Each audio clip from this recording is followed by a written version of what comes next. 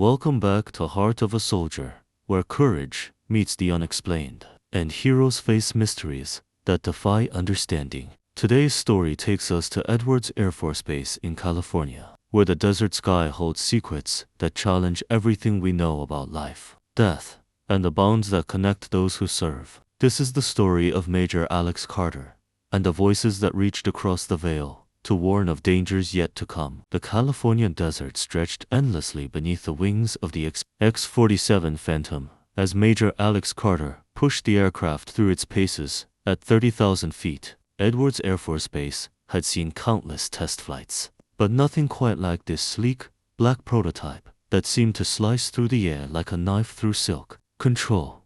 This is Phantom 1. Beginning Phase 2 of the test sequence, Alex reported into his headset, his voice steady despite the adrenaline coursing through his veins. After 15 years as a test pilot, he'd learned to keep his emotions in check, but there was something different about this aircraft, something that made the hair on the back of his neck stand up. Copy. Phantom 1. You're clear for supersonic testing. Watch your fuel consumption on this run. Alex pushed the throttle forward, feeling the familiar G-forces press him into his seat. The Mojave Desert blurred below as he broke the sound barrier. But then something unexpected happened. A crackling voice came through his radio, faint but unmistakably human. Watch your 6, Alex. Hydraulic failure in 3. ... 2. ... The voice was cut short by static, but Alex's blood ran cold. How did someone know his name? More importantly, how did they know about the hydraulic system that was indeed beginning to show warning signs on his instrument panel? Control. Are you monitoring my hydraulics? I'm showing some irregularities here. Negative. Phantom 1. Your telemetry looks clean from here.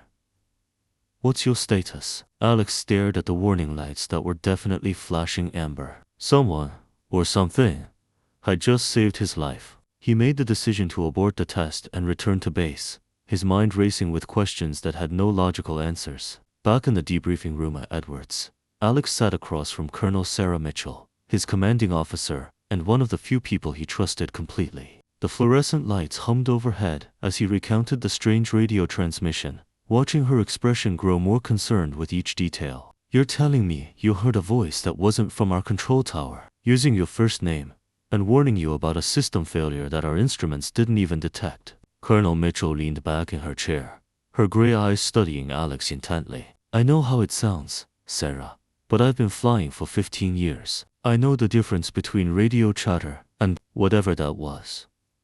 Alex ran his hands through his dark hair, still shaken by the experience. The voice was clear, urgent, and it knew exactly when the hydraulic system was going to fail. Colonel Mitchell pulled up the flight data on her computer, scrolling through pages of telemetry. According to this, your hydraulic system was operating within normal parameters throughout the entire flight.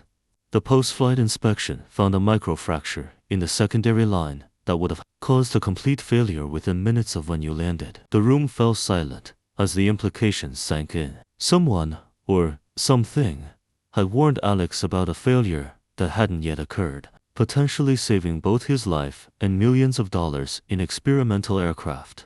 I want you to take a few days off, Alex. Get some rest. Clear your head. We'll schedule another test flight next week. Colonel Mitchell's voice carried the weight of authority, but also genuine concern for one of our best pilots. With all due respect, Colonel, I don't think this was stress or fatigue. I think something happened up there that we need to understand. Against Colonel Mitchell's advice, Alex found himself back in the cockpit of the X-47 3 days later. The desert sun was setting, painting the sky in shades of orange and purple as he ran through pre-flight checks. This time, he'd requested permission to test the aircraft's communication systems, hoping to recreate the conditions of his first encounter. Control. This is Phantom 1, requesting clearance for comm system testing at flight level 300. Copy. Phantom 1. You're cleared for departure. Weather is clear, winds calm. As Alex climbed through 20,000 feet, he began systematically cycling through radio frequencies, listening for anything unusual. For nearly an hour, he heard nothing but static and distant commercial air traffic. He was about to give up when a new voice crackled through his headset. Major Carter, This is Captain Tommy Rodriguez, Kelsign, Ghost Rider. If you can hear this, you need to listen carefully. Alex's heart raced. Captain Rodriguez had been killed in a training accident 6 months earlier. Alex had attended his funeral. This is Major Carter. Who is this really? It's really me, Alex. I don't have much time. Lieutenant Sarah Kim is going to have an engine fire during tomorrow's morning sortie. If it is SS tail number 860291. Tell her to check the fuel line connection before takeoff. The transmission dissolved into static, leaving Alex staring at his radio in disbelief. He knew Lieutenant Kim. She was scheduled for a routine training flight the next morning. More importantly, he knew Captain Rodriguez's voice, and that had definitely been him. Control. This is Phantom 1. I need to return to base immediately. The next morning, Alex stood in the briefing room as Lieutenant Sarah Kim prepared for her training flight. She was young, maybe 26, with the confidence that came from being one of the top graduates from the Air Force Academy. Alex had wrestled with how to approach her all night, knowing how crazy his story would sound. Lieutenant Kim, can I speak with you for a moment? She looked up from her flight plan, surprised to see a major she'd never worked with before. Of course, sir. What can I do for you? Alex chose his words carefully. I have reason to believe you should have your ground crew double-check the fuel line connections on your aircraft before takeoff today. Tail number 860291.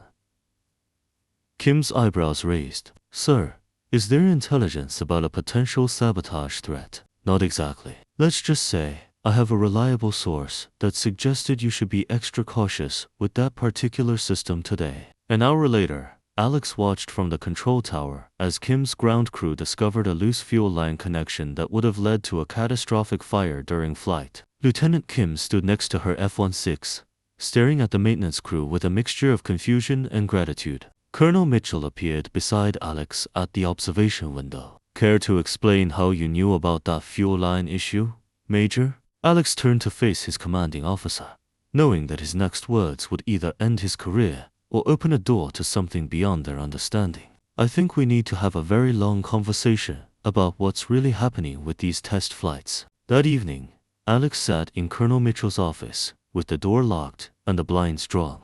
Between them lay a file marked classified that Sarah had pulled from a secure cabinet. What I'm about to show you doesn't leave this room, she said, opening the file. 3 years ago, we began receiving reports from test pilots about unusual radio transmissions during flights of experimental aircraft. Always warnings about impending failures or accidents. Always accurate. Alex studied the documents, recognizing several names of pilots he'd known who had died in various accidents over the years. How many incidents are we talking about? 17 confirmed cases over 3 years. In every instance, the pilot who received the warning was able to prevent a catastrophe. The voices always identified themselves as deceased Air Force personnel. Why wasn't this investigated more thoroughly? Colonel Mitchell closed the file. It was investigated, Alex, by people with security clearances far above mine. The official conclusion was that the experimental aircraft's communication systems were somehow picking up residual electromagnetic signatures from previous transmissions. But you don't believe that. I'm a scientist, Alex. I believe in data. And the data suggests that something unexplainable is happening. These voices aren't random electromagnetic noise. They're providing specific, actionable intelligence that saves lives. Alex leaned forward in his chair.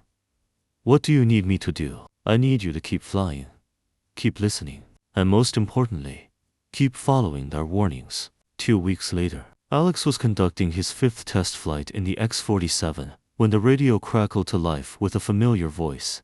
His own voice. Major Alex Carter. This is Major Alex Carter. If you can hear this, you need to land immediately. Do not, under any circumstances, attempt the high-altitude stress test scheduled for today. Alex's hands trembled on the controls as he listened to what sounded like his own voice from beyond the grave. Control. This is Phantom 1. I need to abort today's test and return to base. Negative. Phantom 1. You're cleared for the high-altitude sequence. Weather conditions are optimal, but the voice came through again. More urgent this time. Alex, listen to me. The aircraft's structural integrity will fail at 42,000 feet. The ejection seat has been compromised. You won't survive. Land now. Control. I'm declaring an emergency and returning to base. Something's wrong with the aircraft. As Alex descended toward Edwards Air Force Base, his radio crackled one final time with his own voice. You've changed the timeline, Alex. The choices you make from here determine not just your fate, but the fate of everyone who flies after you. Use this gift wisely. The transmission ended, leaving Alex alone with the weight of knowledge that would change his life forever. 6 months later, Alex stood before a joint committee of Air Force brass and civilian scientists, presenting his final report on the phantom frequency phenomenon. The room was filled with skeptical faces, but the data spoke for itself. 19 prevented accidents, dozens of lives saved, and not a single false warning. Ladies and gentlemen, what we're dealing with here isn't supernatural. Alex concluded his presentation. It's something beyond our current understanding of physics and consciousness, but it's real, it's hopeful, and it saved American lives. General Robert, a decorated veteran with more stars on his collar than Alex could count, leaned forward. Major Carter, are you seriously asking us to believe that dead pilots are communicating through experimental aircraft radios? I'm asking you to believe the evidence, sir. I'm asking you to consider the possibility that consciousness doesn't end with death, and that those who served their country continue to serve even after making the ultimate sacrifice. The room erupted in murmurs and whispered conversations. Colonel Mitchell, who had been silent throughout the presentation, finally spoke up. General Hayes, with respect, Major Carter has prevented more aircraft losses in 6 months than our entire safety program has prevented in the past 5 years. Whatever the source of these transmissions, they work. 5 years later, the Guardian Protocol had become an unofficial part of test flight procedures at Edwards Air Force Base. Pilots were trained to listen for unusual transmissions and to trust their instincts when something seemed wrong. The official reports never mentioned voices from beyond, but every pilot knew the truth. 5 years later, the Guardian Protocol had become an unofficial part of test flight procedures at Edwards Air Force Base. Pilots were trained to listen for unusual transmissions and to trust their instincts when something seemed wrong. The official reports never mentioned voices from beyond, but every pilot knew the truth. Flying is about more than just aircraft and physics, he told the young pilots. It's about trust.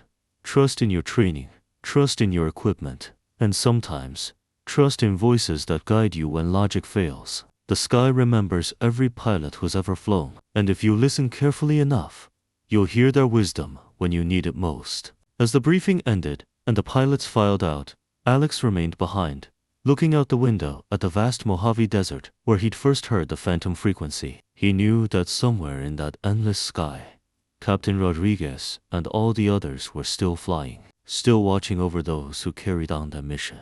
And in the quiet of the empty briefing room, his radio crackled softly with a familiar voice. Good job, Alex. Keep them safe. And so ends the story of Major Alex Carter and the phantom frequency. A reminder that the bonds forged in service to our country transcend even death itself. At heart of a soldier, we believe that courage takes many forms, and sometimes the greatest heroes are those who continue to serve long after their earthly mission has ended. Thank you for joining us today. And remember, in the vast sky above, we are never truly alone. Until next time, keep your frequency open and your heart ready for the call of duty.